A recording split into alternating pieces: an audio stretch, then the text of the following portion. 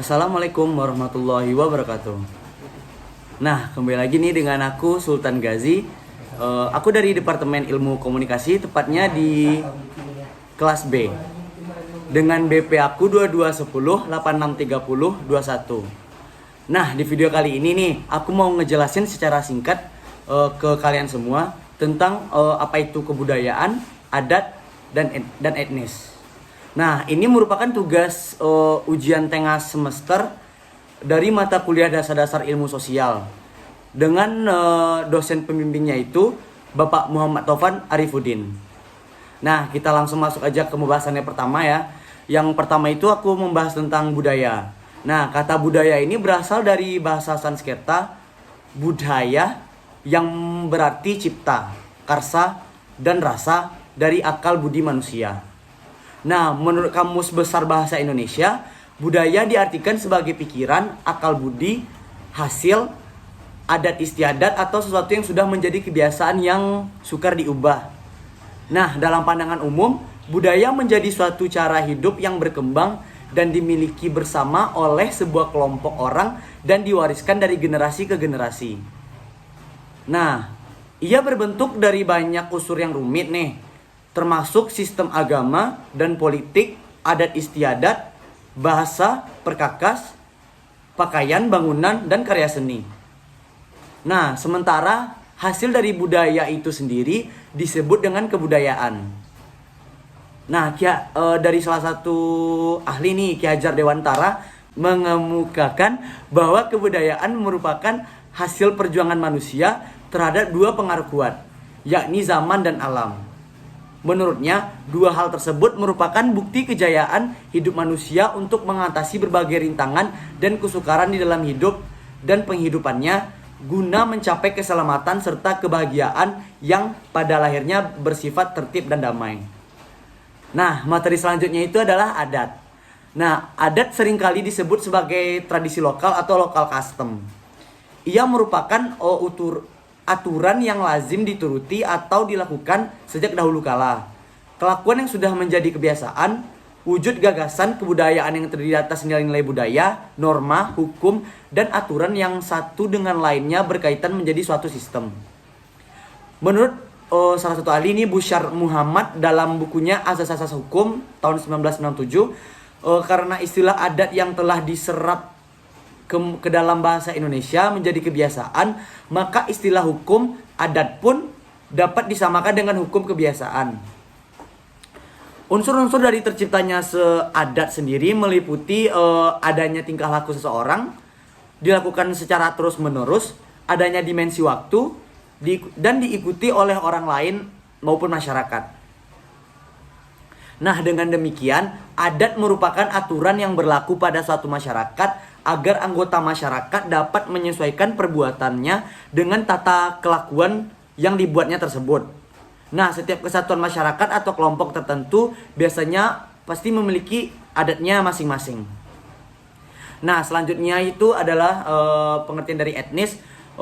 Etnis atau suku bangsa merupakan suatu kesatuan sosial yang dapat dibedakan dari kesatuan yang lain berdasarkan akar dan identitas kebudayaan, terutama bahasa.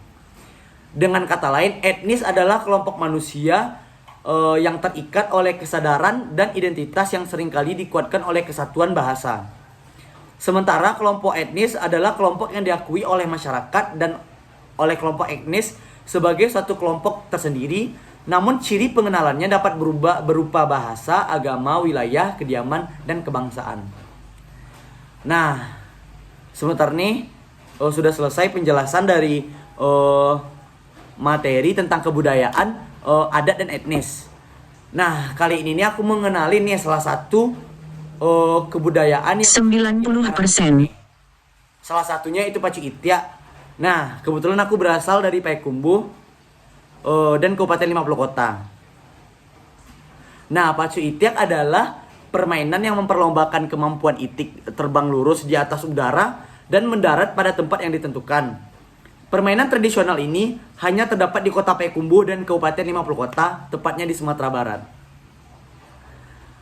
Nah, tradisi Pacu Itiak atau Pacu Itik kini masuk dalam daftar warisan budaya tak benda Indonesia yang ditetapkan oleh Kementerian Pendidikan dan Kebudayaan. atau Kemendikbud.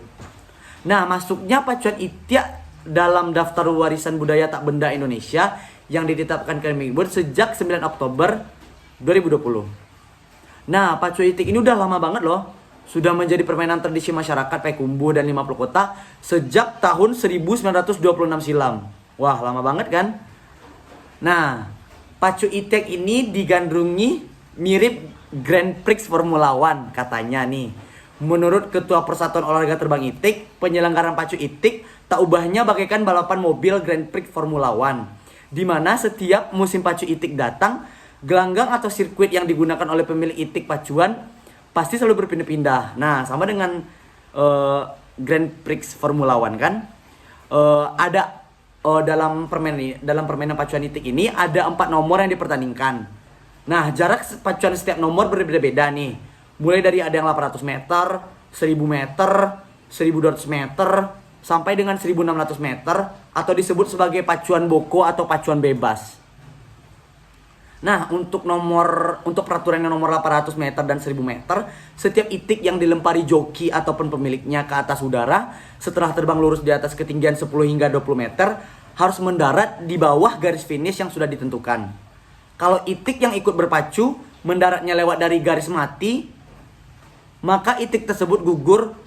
Nah, untuk bisa mendarat tepat di bawah garis mati tentu dibutuhkan latihan yang berulang-ulang bagi Itik pacuan tersebut. Garis mati ini yaitu garis finish tersebut. Nah, sisi lain yang menarik dari tradisi pacuan Itik di kota Payakumbuh dan 50 kota ini adalah kearifan para pemilik Itik pacuannya. Hampir seluruh pemilik Itik pacuan mengerti dengan ciri-ciri Itik yang jago terbang ataupun Itik yang bisa dipertandingkan. Nah, biasanya Itik jago terbang itu punya gigi berjumlah ganjil. Kalau nggak 5, 7, 9 buah. Kemudian Itik jago terbang punya warna kaki yang sama nih dengan warna paruhnya. Jika kakinya berwarna hitam, paruhnya hitam, itu bagus untuk dipertandingkan. Nah, selain itu bisa pula dilihat dari sisiak muko kakinya atau sirip kaki depan Itik tersebut. Nah, selain dapat dilihat dari gigi dan siripnya, Itik jago terbang punya tanda pada sayap daerahnya. Sayap darehnya. 2 sayap kecil di atas kedua sayap besar. Kedua sayap dareh Itik pacuan harus lurus dan menghadap ke atas langit. Jadi harus berdiri tegak gitu. Kalau sayap darehnya yang satu ke bawah dan yang satu lagi ke atas, gini, dijamin Itik pacuan itu tidak jujur katanya jika lomba sering membelok. Nah, pacu Itik tidak sekedar hiburan yang asik ditonton doang. Jadi juga banyak tradisi yang kaya akan filosofi dari dalam pacuan Itik tersebut. Nah, dari sayap Itik pacuan tersimpan nilai kejujuran. Dari penontonnya terpancar kesederhanaan. Dari peternak Itik terkandung disiplin, ketekunan, dan kebersihan, sehingga tidak ada pacuan Itik pacu yang sakit ataupun terkena flu burung.